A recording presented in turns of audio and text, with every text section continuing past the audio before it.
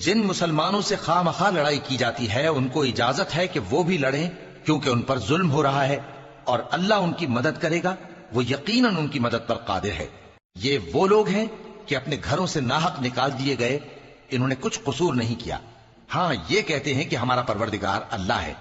اور اگر اللہ لوگوں کو ایک دوسرے سے نہ ہٹاتا رہتا تو خانقاہیں اور گرجے اور یہودیوں کے عبادت خانے اور مسلمانوں کی مسجدیں جن میں اللہ کا کثرت سے ذکر کیا جاتا ہے گرائی جا چکی ہوتی۔ اور جو شخص اللہ کی مدد کرتا ہے اللہ اس کی ضرور مدد کرتا ہے، بے شک اللہ توانا ہے، غالب ہے۔ یہ وہ لوگ ہیں کہ اگر ہم ان کو ملک میں حکومت دے دیں تو نماز قائم کریں اور زکوٰۃ ادا کریں اور نیک کام کرنے کا حکم دیں اور برے کاموں سے منع کریں، اور سب کاموں کا انجام اللہ ہی کے اختیار میں ہے۔ اور اگر یہ لوگ تم کو جھٹلاتے ہیں تو ان سے پہلے نوح کی قوم اور عاد اور سمود کی قومیں بھی اپنے پیغمبروں کو جھٹلا چکی ہیں، اور قوم ابراہیم اور قوم لوط بھی، اور مدین کے رہنے والے بھی، اور موسیٰ بھی تو جھٹلائے جا چکے ہیں۔ لیکن میں کافروں کو مہلت دیتا رہا، پھر میں نے ان کو پکڑ لیا، تو دیکھ لو کہ میرا عذاب کیسا سخت تھا۔ چنانچہ بہت سی بستیاں ہیں کہ ہم نے ان کو تباہ کر ڈالا کہ وہ نافرمان تھیں، سو وہ اپنی چھتوں کے بل گری پڑی ہیں، اور بہت سے کنویں بیکار اور بہت سے مضبوط محل ویران پڑے ہیں۔ سو کیا ان لوگوں نے ملک میں سیر نہیں کی تاکہ ان کے دل ایسے ہوتے کہ ان سے سمجھ سکتے اور کان ایسے ہوتے کہ ان سے سن سکتے؟ بات یہ ہے کہ آنکھیں اندھی نہیں ہوتی بلکہ دل جو سینوں میں ہیں وہ اندھے ہو جاتے ہیں۔ اور یہ لوگ تم سے عذاب کے لیے جلدی کر رہے ہیں، اور اللہ اپنے وعدے کے خلاف ہرگز نہیں کرے گا۔ اور بے شک تمہارے پروردگار کے نزدیک ایک روز تمہارے حساب کی روح سے 1000 برس کے برابر ہے۔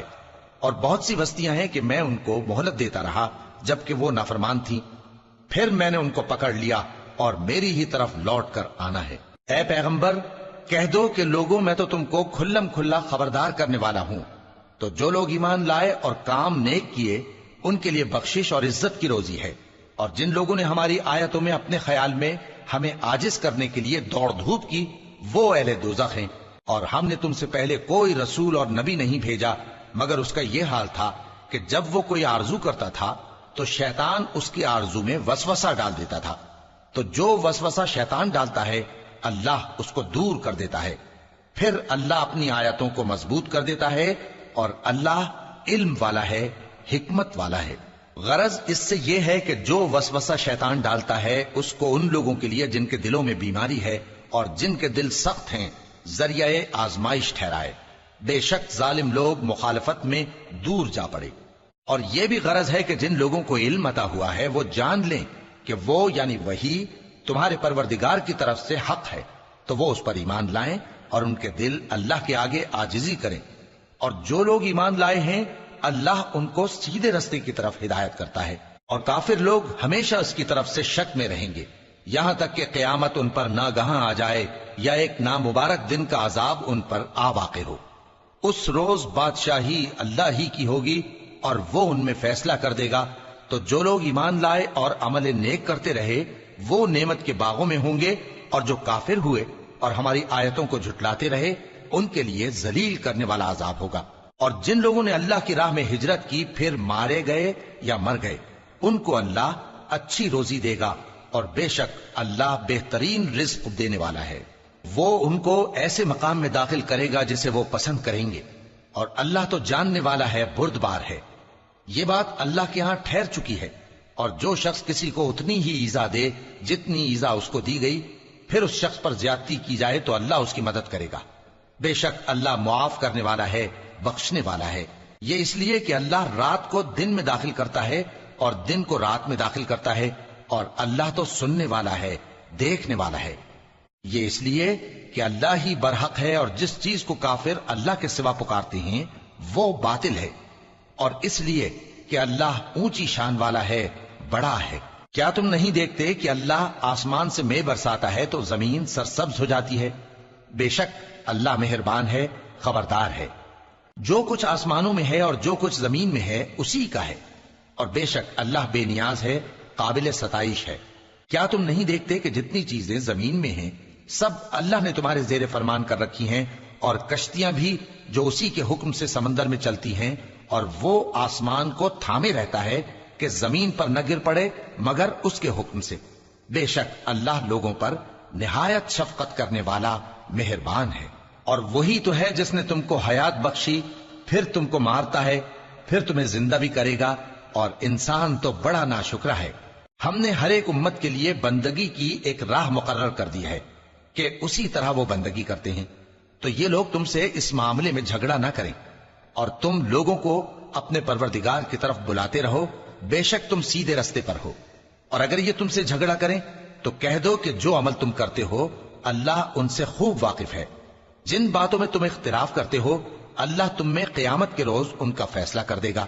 کیا تم نہیں جانتے کہ جو کچھ آسمان اور زمین میں ہے اللہ اس کو جانتا ہے؟ یہ سب کچھ کتاب میں لکھا ہوا ہے. بے شک یہ سب اللہ کو آسان ہے. اور یہ لوگ اللہ کے سوا ایسی چیزوں کی عبادت کرتے ہیں جن کی اس نے کوئی سند نازل نہیں فرمائی، اور نہ ان کے پاس اس کی کوئی دلیل ہے، اور ظالموں کا کوئی بھی مددگار نہیں ہوگا.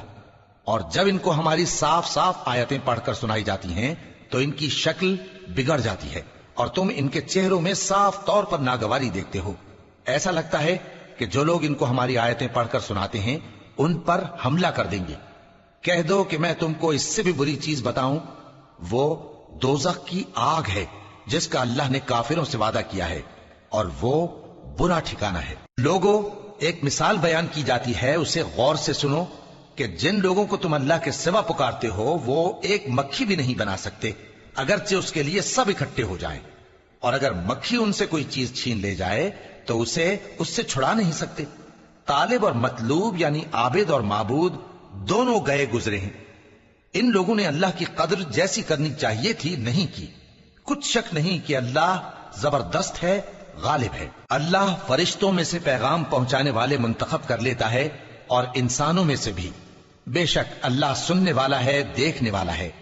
جو ان کے آگے ہے اور جو ان کے پیچھے ہے وہ اس سے واقف ہے، اور سب کاموں کا رجوع اللہ ہی کی طرف ہے. مومنوں، رکوع کرتے اور سجدہ کرتے اور اپنے پروردگار کی عبادت کرتے رہو اور نیک کام کرو تاکہ فلاح پاؤ.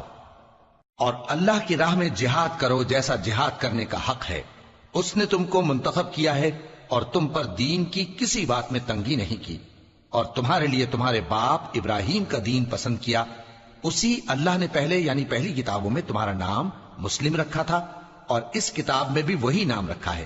تو جہاد کرو تاکہ پیغمبر تمہارے بارے میں گواہ ہوں اور تم لوگوں کے مقابلے میں گواہ رہو. سو مسلمانوں، نماز قائم کرو اور زکات دو اور اللہ کے دین کی رسی کو پکڑے رہو. وہی تمہارا دوست ہے.